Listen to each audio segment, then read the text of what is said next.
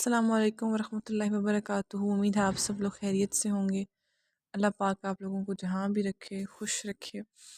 آج ہم سورۃ النساء کی فضیلت اور اس کے تعارف کے بارے میں بات کریں گے کہ سورۃ النساء کی کیا فضیلت ہے۔ سورۃ النساء قرآن مجید کی چوتھی سورت ہے اور اس کے 24 رکوع ہیں اور اس کی 176 آیات ہیں، 176۔ یہ سورت چوتھے پارے سے شروع ہو رہی ہے۔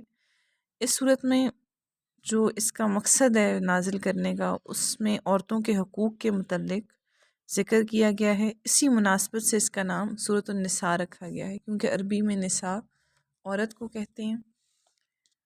یہ سورت سورۃ البقرہ کے بعد طویل ترین سورت ہے۔ سب سے بڑی سورت سورۃ البقرہ ہے، اس کے بعد دوسری سورت جو سب سے بڑی ہے وہ سورۃ النساء ہے۔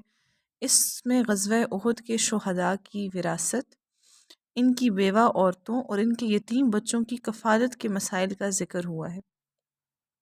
سورۃ النساء ان صورتوں میں سے ہے جن کو السبیع الطوال کہا جاتا ہے۔ السبیع الطوال سے مراد ہے 7 طویل صورتیں جو قرآن پاک میں موجود ہیں، اسی لیے یہ سورت دوسرے نمبر پر ہے۔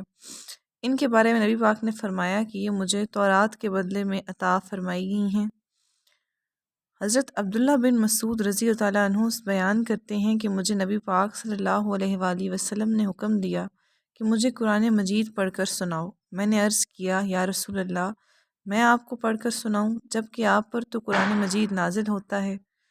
نبی پاک نے فرمایا، ہاں سناؤ۔ چنانچہ میں نے سورۃ النساء پڑھی، اور جب میں سورۃ النساء کے درمیان میں پہنچا تو نبی نے فرمایا کہ اب بس کرو۔ میں نے آپ کی طرف دیکھا تو آپ کی آنکھوں سے آنسو جاری تھے۔ اس سورت کی اتنی فضیلت ہے جس میں عورتوں کے حقوق بیان کیے گئے ہیں، یتیموں بچوں کے حقوق بیان کیے گئے ہیں، اور ان بیوہ عورتوں کے جن کے شوہر غزوہ احد میں شہید ہو گئے تھے ان کے حقوق بیان کیے گئے ہیں، ان بچوں کی وراثت کے حقوق بیان کیے گئے ہیں۔ اس لیے نبی پاک کی آنکھوں سے آنسو جاری ہو گئے۔ سورۃ النساء میں جو ہمیں بتایا گیا ہے وہ اللہ تعالیٰ کے حقوق ہیں، حقوق اللہ، حقوق العباد کے بارے میں بتایا گیا ہے جو بندوں کے حقوق ہیں۔ اس کے علاوہ تقویٰ کی اہمیت، یعنی اللہ تعالیٰ کے نزدیک وہی سب سے زیادہ متقی ہے اور وہی سب سے زیادہ پرہیزگار ہے، اسی کی فضیلت ہے۔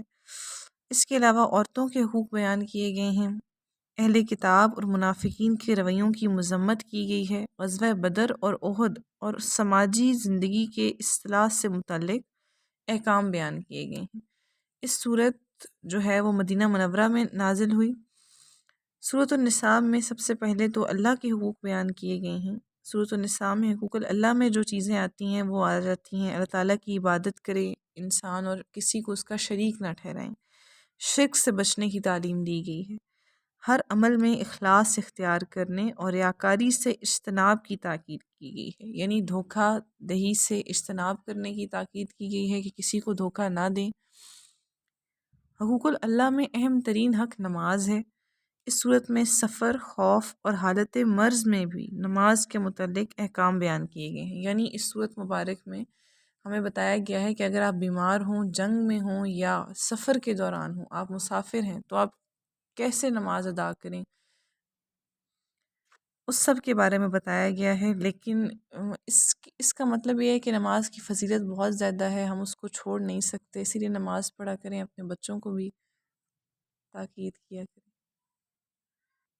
اس کے علاوہ حقوق العباد، حقوق العباد کا مطلب ہے یعنی بندوں کے حقوق۔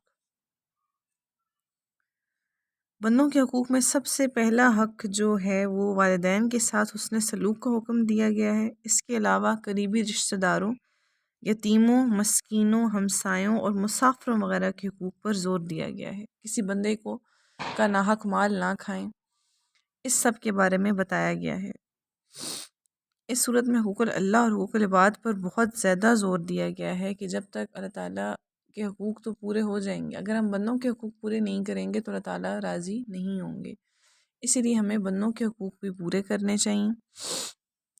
یتیموں سے مراد کہ ان کا مال ناحق نہ کھائیں، اگر وہ جب بڑے ہو کر سمجھداری کی عمر کو پہنچیں تو ان کو ان کا مال صحیح طریقے سے لوٹا دیں، اور ان کی اپنی کوئی بھی ردی چیز کو ان کی صحیح چیز سے نہ بدلیں، یعنی ان کے حقوق کا خیال رکھیں، کیونکہ آپ صلی اللہ علیہ وسلم نے فرمایا ہے کہ جو یتیم بچوں کی کفالت کرے گا وہ میرے ساتھ جنت میں داخل ہوگا۔ اسی لیے ان کے حقوق کی اہمیت پر بہت زیادہ زور دیا گیا ہے۔ یہ صورت النساء کی آدھی فضیلت میں نے اس ویڈیو میں بتانے کی کوشش کی آپ کو۔ انشاءاللہ امید ہے آپ کو ویڈیو اچھی لگی ہوگی۔ صورت النساء کی مزید فضیلت میں آپ کو نیکسٹ ویڈیو میں بتاؤں گی۔ جزاک اللہ۔